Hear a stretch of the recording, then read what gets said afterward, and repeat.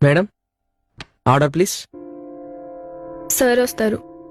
ఎవరో సార్ వస్తారంట. అమ్మాయి ఎందుకో టెన్షన్ పడుతున్నట్టుంది బ్రో.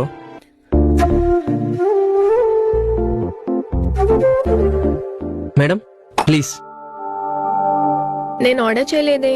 అని కాఫీ షాప్కి వచ్చి టెన్షన్ పడతారేంటి? హ్యాబిట్. Don't act smart. నీ పన్ను చూసుకో. పాపం ఫీల్ అయ్యాడేమో. Excuse me, I'm sorry. Actually నాకు ఇప్పుడు పెళ్లి చూపులు. మ్యాచ్ కి సార్ రాలేదా ఇంకా? నాకు పెళ్లి చూపులు ఫస్ట్ టైం. సో రిహార్సల్స్ చేసుకుందామని త్వరగా వచ్చా. దేనికి మేడం? మీ అబ్బాయిలకి ఏంటండి పదాలతో పందిరి వేసేస్తారు, కానీ మా అమ్మాయిలకి అలా కాదు కదా. గలగలా మాట్లాడదామంటే అందరితోనే ఇలానే చనువుగా ఉంటాదేమో అని బ్యాడ్ గా అనుకుంటారు.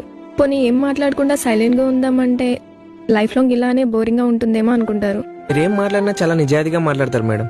ఆయన పేరేంటో? బాలరాజు. బాలరాజా? ఇంతకీ సార్ ఏం చేస్తారో? టీసీఎస్ లో హెచ్ఆర్ మేనేజర్. నెలకి ఎంత ఖర్చు పెట్టినా మిగిలిపోయేంత సంపాదిస్తారు. అబ్బో, నాతో ఇంతలా మాట్లాడిస్తున్నారు. సడన్ గా ఆయన వచ్చి చూస్తే ఏమనుకోరా? మొదటి చూపులోని మిస్అండర్స్టాండ్ చేసుకొని క్యారెక్టర్ డిఫైన్ చేసేవాడైతే నాకు అస్సలొద్దు. నేనే నో చెప్పేస్తా. పాప పద్ధతిగానే ఉంది. నీ గర్ల్ ఫ్రెండ్? ఒకప్పుడు ఉండేది, మరిప్పుడు వేరే వాడుతోంది. ఇంతకీ తన పేరేంటి?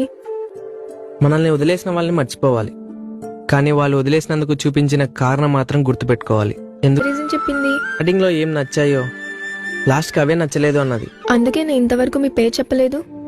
హాయ్ అన్నా. థ్యాంక్స్ అన్నా. ఎగ్జామ్ బాగా రాసావా? చాలా బాగా రాశానన్నా. ఓకే, పని చేసుకుంటా అన్నా. Carry on. అవును, ఇందాకేదో అడుగుతున్నారు. అదే మీ పేరు? Yeah, this is Balaraju. మిమ్మల్ని చూసుకోవడానికి వచ్చింది నేనే.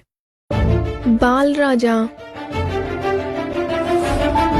ఏదో టెన్షన్ లో ఉన్నట్టున్నావు. రేపు బ్యాంక్ ఎగ్జామ్ ఉంది, లీవ్ అడిగితే ఇవ్వట్లేదు. పాప ఆ కుర్రాడిని అంటే ఎగ్జామ్ కి పంపించచ్చు కదా సార్.